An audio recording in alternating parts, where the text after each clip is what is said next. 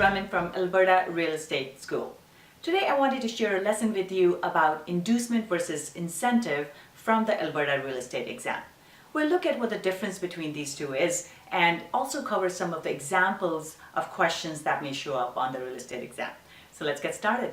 Let's take a look at what is the difference between an incentive and an inducement. Let's start off by looking at what exactly is an incentive. An incentive is anything that is advertised or offered by the brokerage for attracting new business. So this could be a brokerage looking for new business from previous clients, or they could be looking for new clients or new listings. Some examples of incentives are gifts itself. So it could be a physical gift. It could be a gift card to Home Depot, Lowe's, or anything like that. Could also be a Visa gift card or a chance to win something. So entering a draw, for example, for winning a vacation. Some key points to remember: incentives must be brokerage wide. That means incentives can only be offered by the brokerage, not by the individual real estate agents within that brokerage. Real estate professionals cannot offer their own incentives to attract business to them personally. They have to be offered through the brokerage, and all real estate professionals belonging to that brokerage must offer the incentive to their clients or potential clients. It's not a one-off thing offered by individual real estate professionals. The main reason behind this rule is that members of the public should receive the same information regarding the incentives that are being offered by the brokerage, regardless of who they choose to work with, so that everything is being communicated the same to everyone. So let's take a look at some examples of appropriate incentives.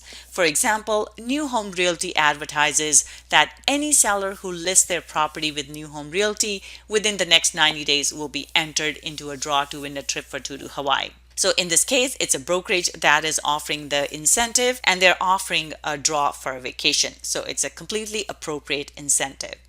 Another example is XYZ Realty advertises that anyone who lists their property for sale with XYZ Realty within the next 60 days will receive a $500 Home Depot gift certificate. In this example, it is a gift certificate. It is offered through the brokerage, so a completely appropriate example of an incentive. Now let's take a look at some examples that are not appropriate. For example, John Smith, who's a real estate professional, advertises, "Hire me to sell your house and you will receive a $500 gift card for Home Depot." So in this case, it's the same incentive. However, it is offered by an individual real estate agent as opposed to the brokerage. So that's why this is not an appropriate incentive.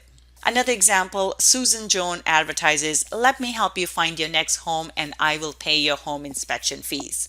So in this case, paying the home inspection fees could be used as an incentive. However, it is not being offered through the brokerage. It is offered by Susan Jones, who is an individual real estate agent. So that's why this is not an appropriate incentive. Now let's take a look at what is an inducement. An inducement is anything a brokerage offers a person who is or could be a party to a real estate transactions, meant to persuade that person to enter into a particular real estate transaction. So in this case, essentially, inducement is offered to help someone close a deal. So you're getting somebody to sign something and close the deal. A real estate transaction could be anything related to commercial or residential real estate. It could be a purchase contract, it could be a sale, it could be a lease or a tenancy agreement. So any of these where the brokerage is offering something to sign the agreement or close the deal is an inducement. So the key points to remember about inducements again must have broker approval, and to offer an inducement, a real estate professional must receive written approval from their broker, and they have to give the details of the inducement in writing. So again, inducements are offered through the brokerage and they have to be in writing. Let's take a look at some examples of appropriate inducements. HomeSense Realty offers to pay for new appliances if the client accepts seller's offer and buys the property. So this is an example where somebody's wanting to buy the property, so they're basically signing the deal, and as part of that, they will get new appliances from the brokerage. So inducements are always offered by the brokerage and paid for by the brokerage. Another example is ABC Realty offers to pay a buyer's legal fees if they purchase a particular property. So in this case, being offered by the brokerage, they are paying the legal fees, and as a result, this is an appropriate inducement example. Now let's take a look at some examples where the inducement is not appropriate. For example, a property manager offers free advertising to a property owner as an inducement to sign a management contract. So in this case, because this is being offered by a property manager, not on behalf of the brokerage, that's why this is not an appropriate example of an inducement. A real estate professional offers to pay moving costs for the seller client if they agree to the buyer's offer and sign the contract. So in this case, the inducement is being offered to sign the contract and close the deal. However, it is being offered by an individual real estate agent, not through a brokerage, and therefore it is not an appropriate inducement. So the bottom line with inducements versus incentives, incentives are used to attract new customers to the brokerage or new business to the brokerage, whereas inducements are used to get a specific consumer to sign a deal. So incentives for attracting new business, whereas inducements for closing a deal. Now let's take a look at some questions that you may see on the exams related to this. First one, what is the difference between an inducement and an incentive? Option 1, the purpose of inducements is to bring business into the brokerage, whereas incentives are used to motivate clients to move forward with the deal. Option 2, the purpose of incentives is to bring business into the brokerage, whereas inducements are used to motivate clients to move forward with the deal. Option 3, incentives are used by brokerages to generate business for the associates, whereas inducements are used by associates to get their clients to sign the deal. Option 4, inducements are used by brokerages to generate business for the associate, whereas the incentives are used by associates to get their clients to sign the deal. So in this case, the correct answer is B.